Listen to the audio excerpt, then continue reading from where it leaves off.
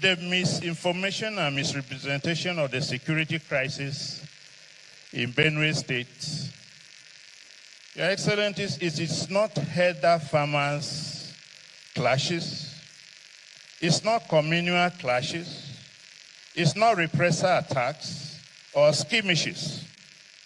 It is this misinformation that has led to suggestions such as remain tolerant, negotiate for peace, learn to live with your neighbors. What we are dealing with here in Benue is a calculated, well-planned, full-scale genocidal invasion and land-grabbing campaign by herder terrorists and bandits, which has been on for decades and is worsening every year. Wrong diagnosis will always lead to wrong treatment. So we are dealing with something far more sinister than we think about. It's not learning to live with your neighbors. It is dealing with a war. The second apprehension, Your Excellency, we have is the politicization of the crisis. Politicians in the states are busy politicizing the crisis, passing blames instead of joining hands to address the crisis.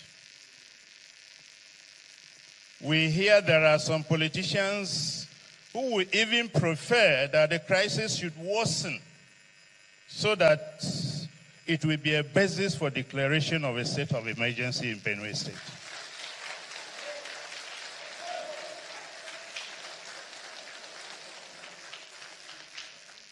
Your Excellency, this is unfortunate, and any politicians that prays for more people to die for such a project is against the wishes of the people of Benue State.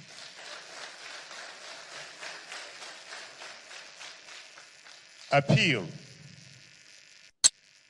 Your Excellency, Benue State has made a lot of sacrifices to keep this country united.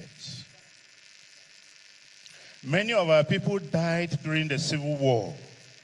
We paid the supreme price for this country to keep this country united. Why should we be treated like this? This, what you have come to condone us, is just one in a series of several massacres in this state. What has Benue State done to merit what we are going through? We appeal to you to end the genocide going on in Benue State and the insecurity in all parts of Nigeria. We know you are capable of doing it, sir.